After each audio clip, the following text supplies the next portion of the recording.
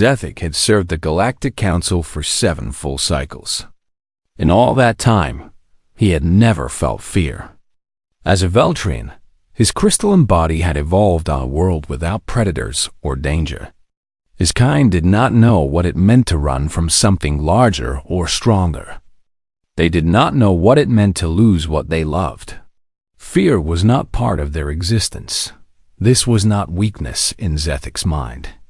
It was proof of their superiority. Fear was a response of lesser species. Fear belonged to creatures that were slow or small or fragile. Zethik looked down on the nervous behaviors of other beings. He saw their worry and concern as signs of their inferiority.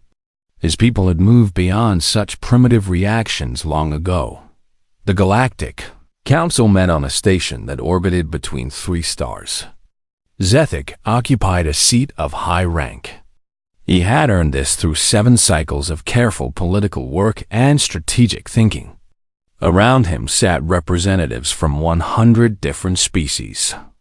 The vast delegates sat in their protective bubbles, surrounded by the thick atmosphere they required.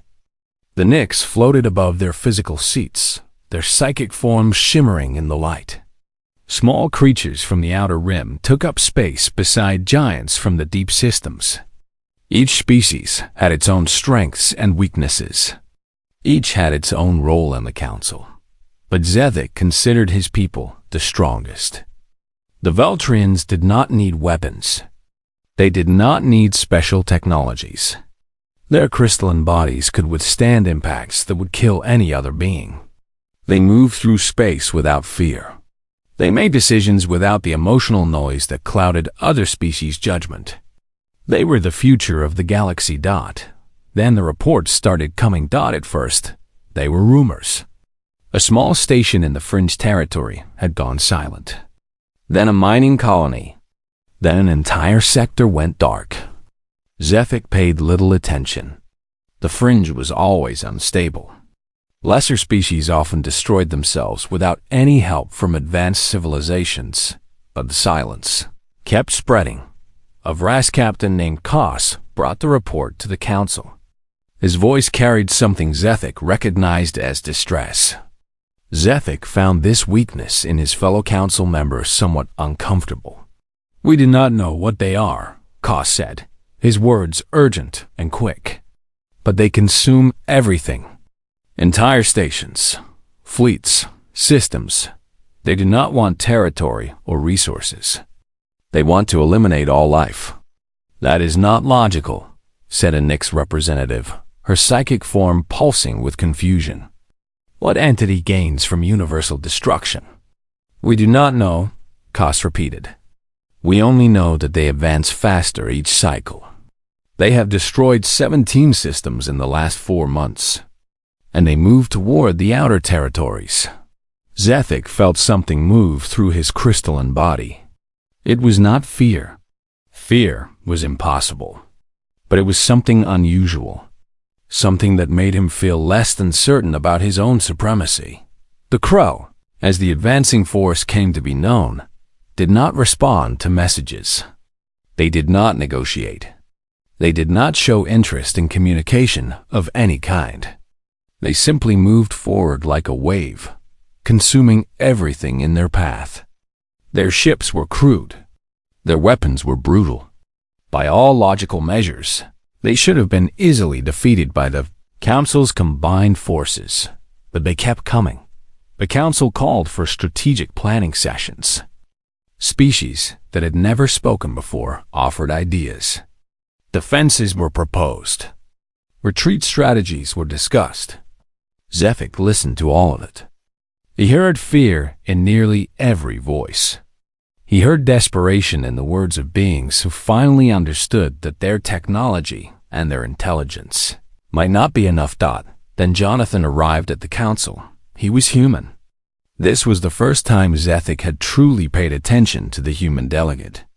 Humans were new to the council, only recently achieving the technological level needed to join galactic society. They came from a small world called Earth, a place that was considered difficult and dangerous by most council standards. Their bodies were fragile. They needed protection suits to survive most environments. Their technology was decades behind the major powers. Yet something about Jonathan commanded attention when he stood. Jonathan was a large human male with dark skin and eyes that showed no weakness. He wore the formal clothing of human diplomacy, but there was something about his posture that suggested he was more comfortable in military gear. He walked to the center of the council chamber with the calm of someone who had faced danger before and was not impressed by it. "We will fight," Jonathan said. His voice was direct. He did not debate. He did not offer calculations or theories. He simply stated what would be done. A Vras delegate named Tesek made a sound that was equivalent to laughing. His form flashed with what Zethek recognized as contempt. "You have nothing to offer, human," Tesek said. "Your weapons are primitive by our standards. Your biology is fragile. You should focus on evacuating your people to safety. You should not waste council resources on a hopeless military effort." Jonathan did not respond to the insult. Instead, he turned and looked directly at Zethek. "I want to speak with the Veltrian representative," Jonathan said. "Alone." Zethek found this request unusual enough that he agreed to it. They moved to a private chamber. Jonathan did not begin with diplomatic pleasantries. He did not offer false compliments or careful language. "Your people are afraid," Jonathan said. It was not a question. "My people do not experience fear," Zethek replied, his voice hard and certain. "That is your problem," Jonathan said. "You do not fear anything, so you cannot understand the things that make us strong. You think courage comes from the absence of fear. It does not. Courage comes from acting even when fear is real and present. That is something you cannot teach to a species that feels nothing." Zethek wanted to dismiss this human's words as foolishness, and yet something about them resonated in a way he could not ignore. Jonathan spoke with the confidence of someone who knew what was coming and had already made peace with it. "What do you want from me?" Zethek asked. "Support," Jonathan said simply. "My people want to fight the Krell. We want to take human ships to the front lines. We want to hold the Meridian Gate while the Council prepares stronger defenses. In exchange, I want you to observe. I want you to watch how humans face something that can kill us. I want you to see what fear actually is." Jonathan paused. Then he added, "And I want you to understand that we will not stop. No matter how many of us die, we will continue fighting until the threat is finished. That is what humans do. That is what we have always done." Zethek considered this offer for a long moment. Everything in his training suggested it was a waste of resources. Everything in his logic said human ships would be destroyed immediately. Everything in his experience told him that beings who felt fear could not be relied upon, and yet he found himself saying yes. He authorized human participation in the defensive effort. He approved the deployment of human vessels to the Meridian Gate. He assigned observers to watch the human fleet. He did not know it yet, but this decision would change him. It would bring him face to face with something he had spent his entire existence running from. It would teach him that fear was not weakness, that fear was the foundation of every strength that mattered. The Meridian Gate was the largest passage through the outer territories. It was a natural point in space where gravity wells created a narrow corridor through which larger ships had to pass. To control the gate was to control access to all the populated worlds beyond. The Council had positioned their defenses here, and now the humans would make their stand. Commander Patricia Garcia arrived on the flagship 3 days before the Krell were expected. She was a smaller woman than Jonathan, but her presence was just as powerful. Where Jonathan carried the weight of politics, Patricia carried the weight of command. She had ordered people to die. She had sent ships into battle, knowing that some would not return. Her dark eyes held the knowledge of that responsibility. Zethik met with her to discuss the defensive strategy. He expected careful calculations and lengthy explanations of tactics. Instead, Patricia spoke in short, direct statements. "We will position our ships here," she said, pointing to a section of the defensive line. "When the Krell come, we will move toward them. We will not hold back. We will engage at close range where our maneuverability gives us advantage. We will take losses, but we will make them bleed. This strategy will result in casualties far beyond what is acceptable," Zethik said. "Why would you risk so many of your people?" "Because the alternative is to let the Krell through," Patricia replied. "And if they get through, they hit civilian worlds. They destroy colonies. They kill families. I will not allow that. Every human on this fleet knows the risk. We have all made peace with it." Zethik wanted to ask how a person could make peace with their own death. He wanted to understand how Patricia could send people to fight knowing they would die. These questions felt important, but he found he could not voice them without admitting to something he was not ready to acknowledge. The Krell arrived exactly when intelligence predicted that the observation stations detected them first. A wall of black metal filled the sensors. Hundreds of ships. Thousands of weapon systems. The Krell did not move with strategy or formation. They simply advanced like a flood, overwhelming everything through sheer force and numbers. Zethik watched from the main tactical center. Around him, Council officers moved through their stations with careful precision. The Veltrians remained calm. The Nyx processed information through their psychic networks. Everyone performed their assigned task with efficiency. Then Patricia's human fleet engaged. The human ships moved faster than Zethik expected. They moved faster than should have been possible for vessels of their size and power rating. Patricia's voice came across the communication channels, steady and clear, giving orders that her crews executed with perfect timing. "All fighters launch. I want them on those cruisers in 30 seconds. Corvettes, take the left flank. Do not let them encircle us." The human ships moved into the Krell formation like small needles piercing thick cloth. They were impossibly outgunned. A single Krell cruiser had more weapons capability than 3 human ships combined. Yet the humans did not seem to care about the mathematics. They simply pressed forward. One of the human corvettes took a direct hit from a Krell weapon. The ship erupted in fire and light. Zethik watched the vessel fragment. There had been a crew aboard that ship. Maybe 40 humans. Maybe more. They were dead now. But the other human ships did not slow down. They did not retreat. Instead, they concentrated their fire where the damaged ship had been, attacking the Krell vessel that had made the kill. "Medical teams, prepare for incoming wounded," Patricia ordered. "Defensive crews focus on the damaged ships. We protect them." Zethik realized what he was witnessing.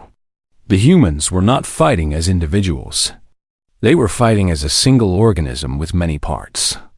When one was damaged, the others protected it. When one was killed, the others avenged it. They were willing to suffer losses to protect each other. This was not logical. This was not efficient. This was something else entirely. Another human ship was struck. A destroyer this time, larger and more heavily armed than the corvette. It took the hit and kept moving. Its weapons continued firing even as its hull started to fail. Zethik could see the compartments venting atmosphere. He could see crew sections lose pressure. Yet the ship did not retreat. It held its position and continued the fight. "Come on, Elena," Patricia said, and Zethik realized she knew the captain of that ship. She knew the person who was dying in that vessel. "Just hold the line a little longer." Elena's voice came back, strained but clear. "We are holding, Commander. We are not going anywhere." The human ships fought for 4 hours. In that time, 8 of their vessels were destroyed. Hundreds of humans died. The Krell formation continued to press forward, but it was slowing.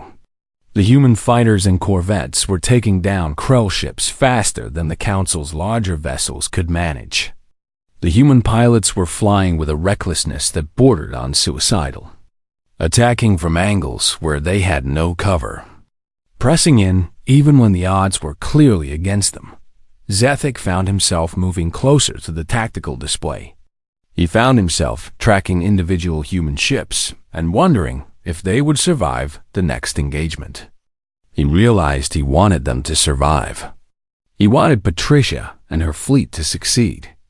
This feeling was unfamiliar and uncomfortable, but it was also impossible to deny. Finally, the Krell began to withdraw. The human ships continued attacking even as the Krell formation retreated.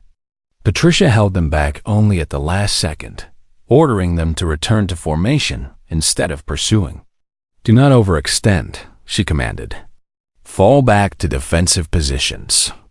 Repair teams, get started on the damaged vessels. Medical, we are bringing in wounded. Prepare for the worst."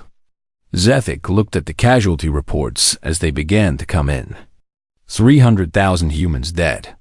That was the population of an entire city on some worlds. For a species that had only recently joined the galactic community, it was devastating. Yet Patricia did not seem devastated. When Zethik contacted her, her voice was tired but steady. "We held the line," she said simply. "The Krell are pulling back to regroup. We bought the Council time. At what cost?" Zethik asked. He genuinely wanted to know. "The cost that had to be paid," Patricia replied. "Every one of those people understood what they were doing. They came here knowing they might die. They chose to come anyway because something was worth dying for. That is the most human thing there is. That is courage." Zethik ended the communication and stood alone with his thoughts. He had watched humans face death with a resolve he could not have imagined from his own people. He had seen them grieve for their dead and immediately return to work. He had watched them act with complete certainty, even though their fear must have been overwhelming for the first time in his entire existence. Zethik began to wonder if he had been wrong about fear. Maybe fear was not a weakness. Maybe fear was the strongest force in the galaxy. The aftermath of the first battle was worse than the battle itself. Zethik traveled to the medical station on Patricia's flagship to observe the human treatment of their wounded. He told himself this was a tactical assessment. He told himself he wanted to understand human resilience. In truth, he was beginning to develop something he had no framework for: understanding. The medical station was a place of organized chaos. Humans moved quickly between beds, tending to injuries that Zethik found horrifying.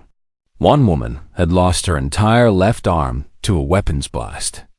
Another man was burned across 70% of his body. A third human, barely more than a young adult, lay in a state of shock with shrapnel embedded in his chest. What struck Zethik was not the severity of the injuries.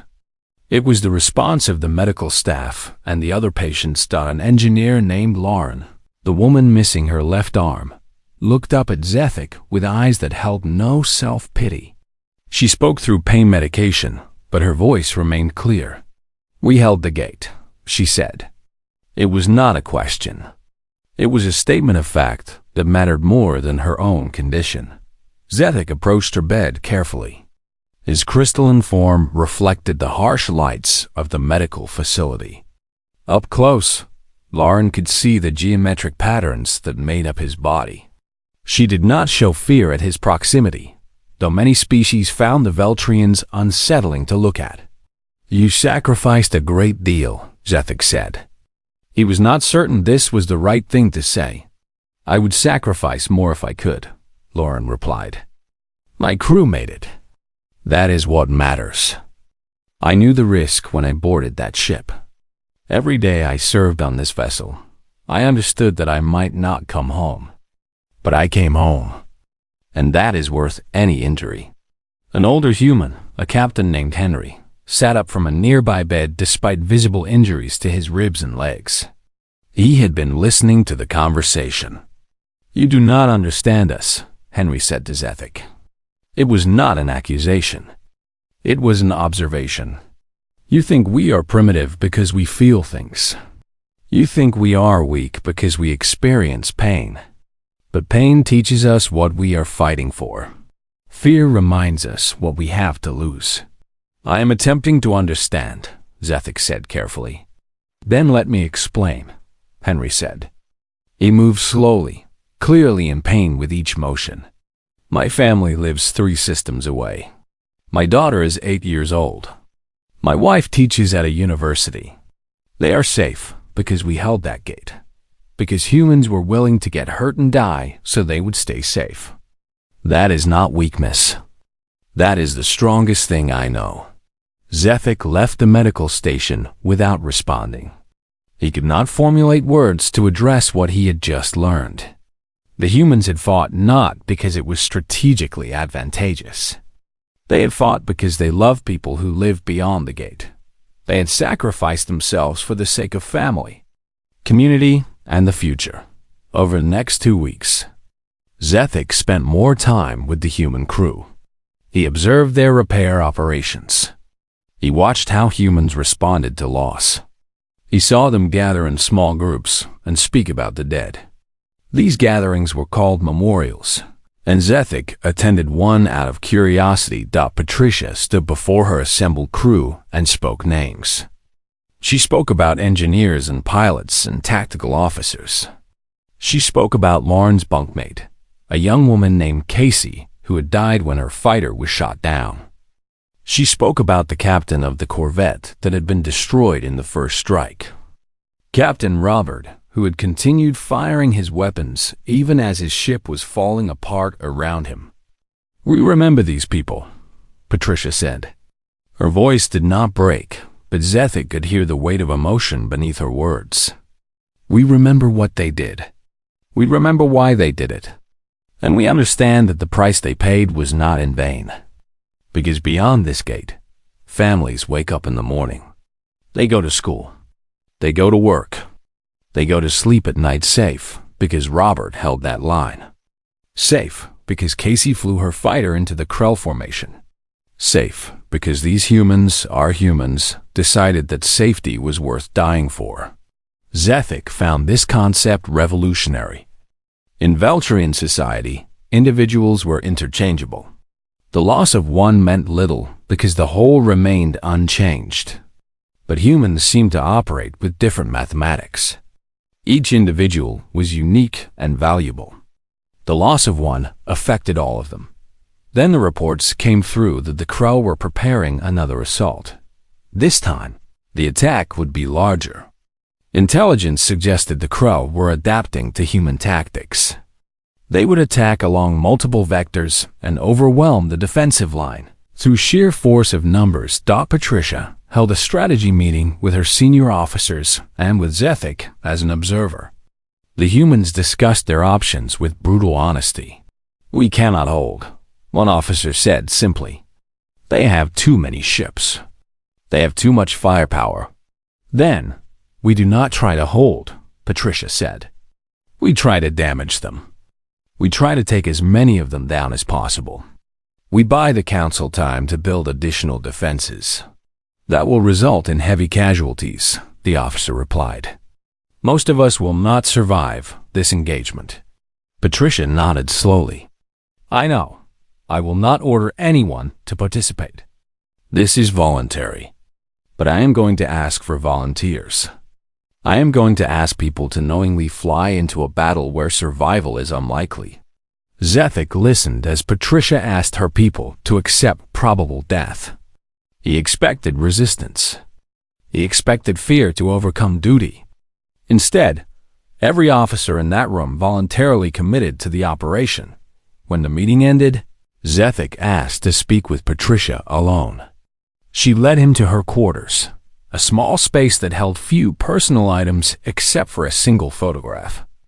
Zethik examined it and saw Patricia standing with an older man who shared her features.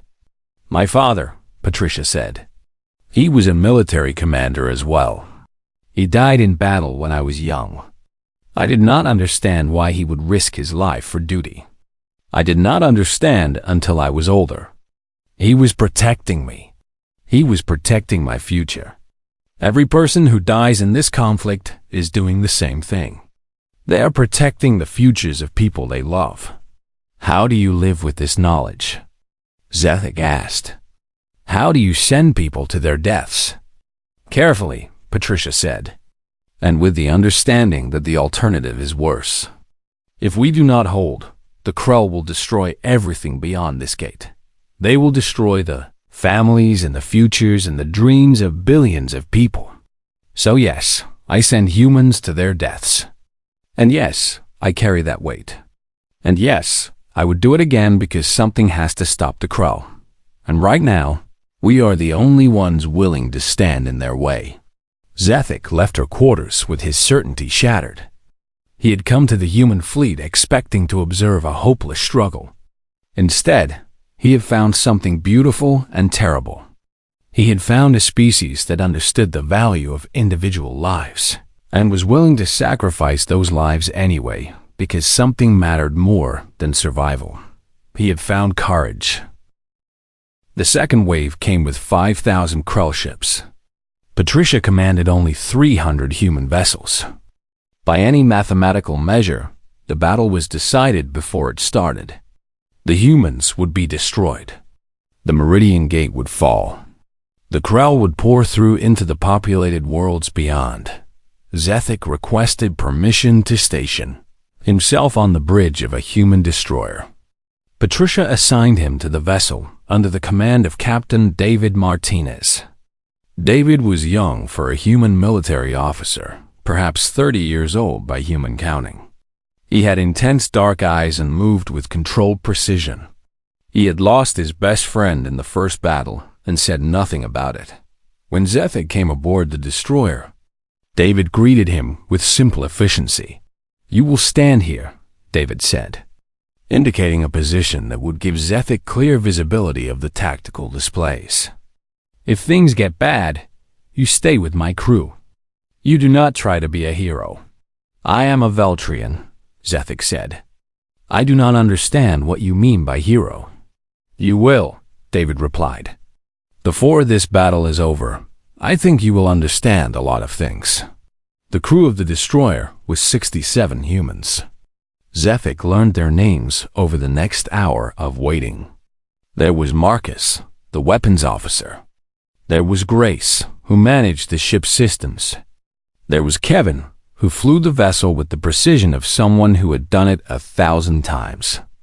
There was Yuki, who served as medical officer. There were dozens of others, each with their own role and their own reason for being there. None of them showed fear. They showed preparation. They showed focus. They showed something that Zethik recognized as determination. But the fear was present. Zethik could see it in the way Kevin's hands moved across his controls. He could see it in the way Grace checked her systems repeatedly. He could see it in the slight shake in Marcus's voice when he reported weapons readiness. These humans were afraid. Yet they did not run. "All ships, prepare for combat." Patricia's voice came across the communications network. "Remember why we are here. Remember what we are protecting. For Earth, for the families we love, for every person beyond this gate." A human cheer erupted from every ship. It was a sound that Zethik had never heard before. It was not the controlled response of a well-trained military. It was raw emotion. It was the sound of beings who had accepted their probable death and chose to face it with defiance. The Krell fleet appeared on the tactical displays. David did not wait for more orders.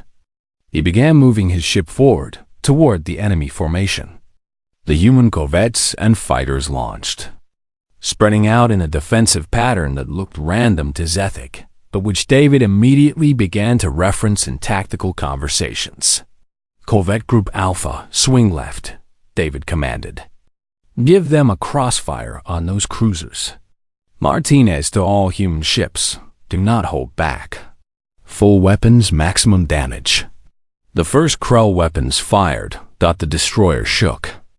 Zethik felt the impact reverberate through the metal deck beneath him. A console sparked nearby.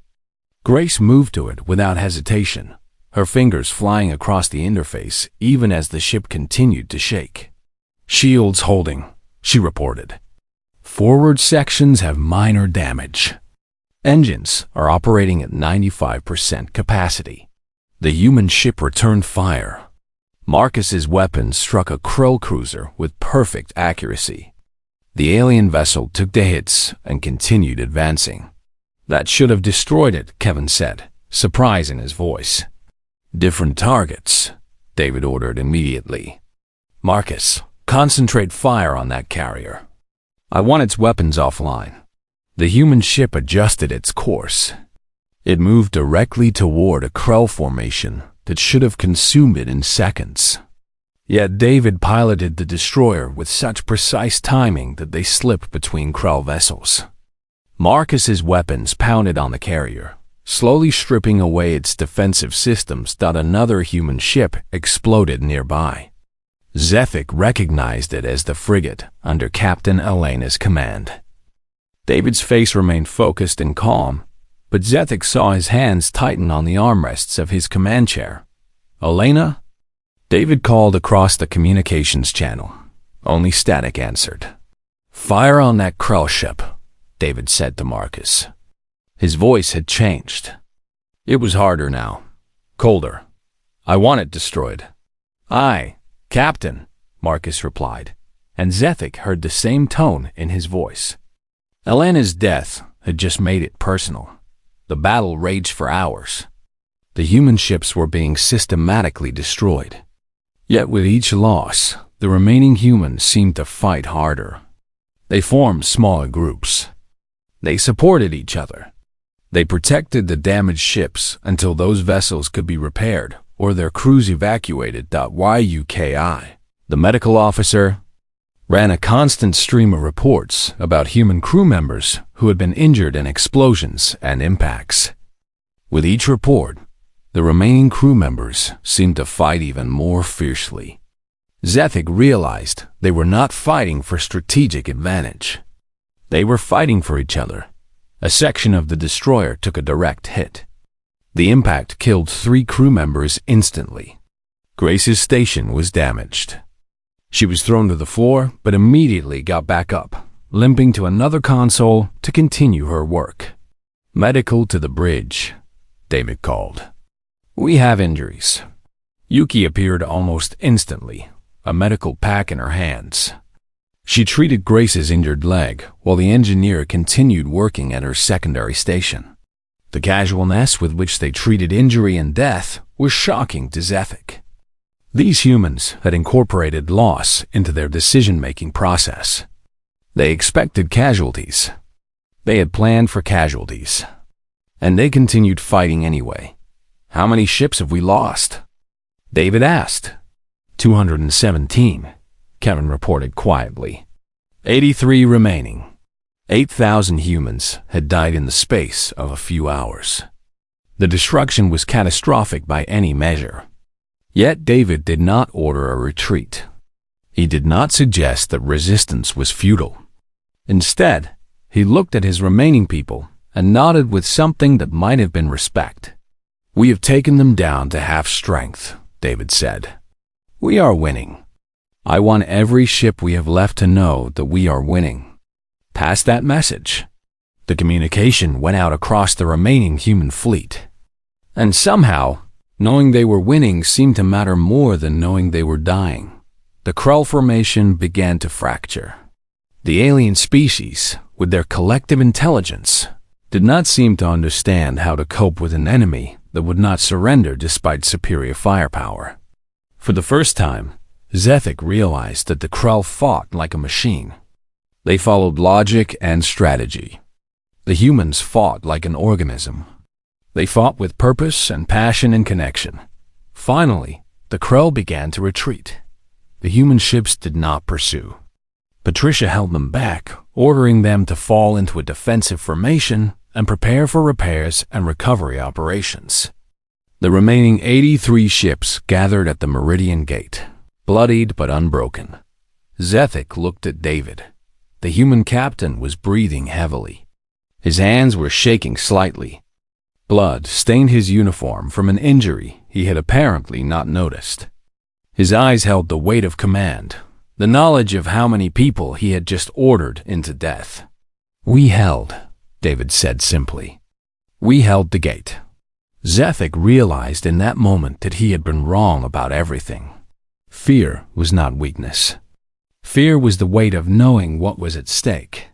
Fear was the knowledge of loss. Fear was what made humans willing to stand between the darkness and the light, and humans had just proven they could face that fear without breaking. 3 weeks after the second battle, the Krell made their final push. Intelligence indicated they had gathered every remaining ship under their command. They would not withdraw this time. They would overwhelm the Meridian Gate, and the Council would have no choice but to retreat to their core worlds. But first, they had to break the human line. Zethik spent those 3 weeks with David and his crew. He watched as they repaired their destroyer.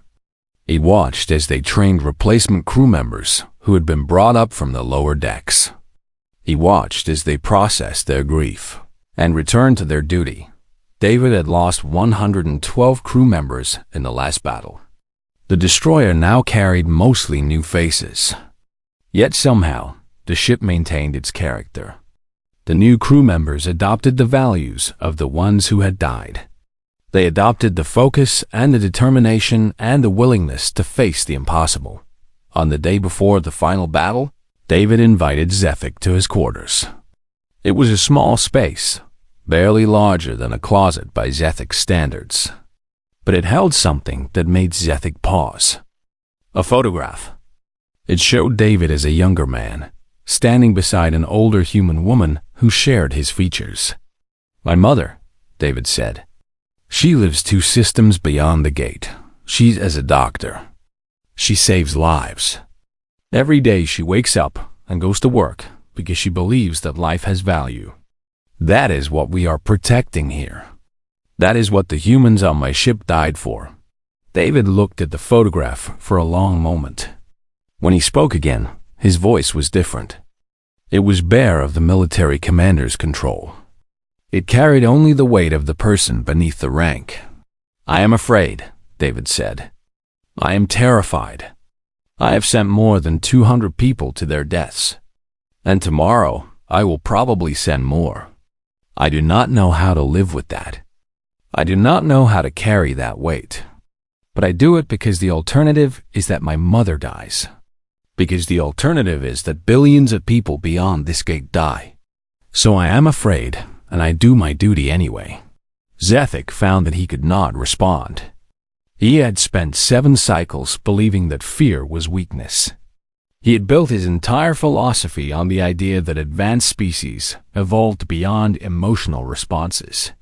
He had been wrong. Profoundly, fundamentally, completely wrong.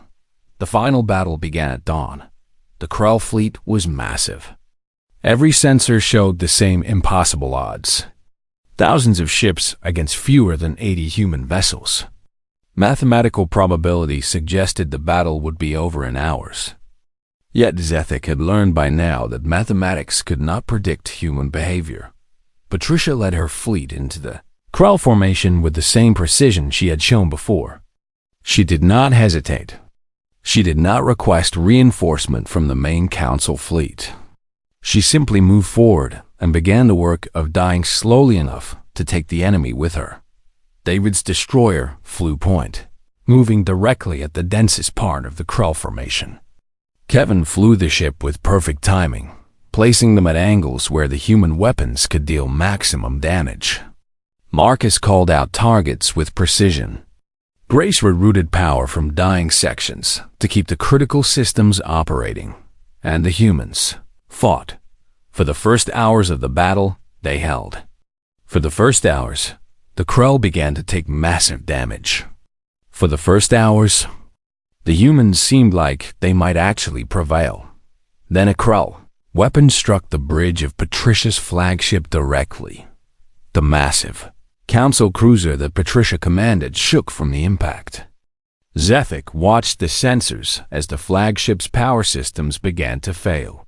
Patricia's voice still came across the communications network, steady and clear, giving orders even as her ship was tearing itself apart. "All humans, fall back to secondary positions," Patricia commanded. "Regroup at the gate. Continue the fight." "Commander, we are evacuating personnel," a voice replied. It was Jonathan, the human who had first come to the Veltrian Council. "I am not evacuating," Patricia said. "I have more damage than my ship can sustain. I am taking this vessel into a Krell command ship. I'm going to give you as much time as I can." Zethik watched the tactical display in horror. Patricia was piloting her crippled flagship directly at one of the largest Krell vessels. She was moving at maximum speed toward a collision that would destroy both ships. David's voice cut through the horror. "Commander, we are with you. We will hit them together." "No," Patricia said firmly. "You hold the gate. You keep my sacrifice meaningful. Do not throw away your lives chasing honor." "It is not about honor," David replied. "It is about doing what matters. And what matters is that you do not die alone." Zethik saw David order his ship to move alongside Patricia's flagship. He saw the human destroyer accelerate toward a certain death. He saw the faces of the crew, all of them knowing what was about to happen, all of them accepting it. The flagship and the destroyer struck the Krell command ship in a devastating collision. The explosion consumed all three vessels. Patricia Garcia was dead. David Martinez was dead. So were the crews of both ships. 600 humans had just volunteered to die so that the remaining humans could continue to fight. Zethik expected the human fleet to break. He expected them to retreat in the face of sacrifice. Instead, he heard Jonathan's voice come across the network. The human delegate had taken command of the remaining fleet. "For Patricia, for David, for everyone we have lost. We hold," Jonathan commanded. "We fight until we win or we die. There is no third option." A cheer erupted from the remaining human ships. It was the same sound Zethik had heard before the first battle. It was defiance and grief and determination, all combined into one primal expression of human will. The remaining humans fought with the ferocity of beings who had nothing left to lose. They had already lost too much. They had already paid too high a price. So they fought with absolute commitment. They flew attack runs that should not have worked. They protected each other with tactics that had no strategic value except that they kept their comrades alive. Slowly, impossibly, the Krell began to falter. The alien collective intelligence could not adapt to beings who would sacrifice themselves for abstract concepts like honor and friendship and loyalty. The Krell fought for dominance. The humans fought for each other. In the end, the connection was stronger than conquest. The Krell fleet broke. The remaining ships began a disorganized retreat. The humans, bloodied and broken and barely functional, ceased their pursuit. The Meridian Gate had held Dot in the aftermath. Zethik stood with Jonathan. Around them, the remaining human ships gathered to recover their dead and tally their losses. Over 5 million humans had died in the 3 battles. The entire human presence in the war had been nearly decimated. "You lost so much," Zethik said. "We lost everything that we feared losing," Jonathan replied. "We lost people we loved. We lost people we counted on. We lost people who made us better. But we kept the gate. We protected the worlds beyond. We proved something." "What did you prove?" Zethik asked. "That fear does not make you weak," Jonathan said. "Fear is what tells you what is worth protecting. Fear is what makes you strong enough to do what matters. Your people lost that long ago. You eliminated fear and you eliminated purpose. We humans, we carry our fear with us every day. And we are stronger because of it. Zethik stood in silence. He had come to the human fleet believing himself superior. He was leaving transformed. He had learned that courage was not the absence of fear. Courage was moving forward when you were terrified, because something mattered more than your own safety. He had learned that humans were not weak because they felt things. They were the strongest beings he had ever encountered because they felt things deeply enough to die for them. He had learned that fear was not the enemy. Fear was what made victory meaningful.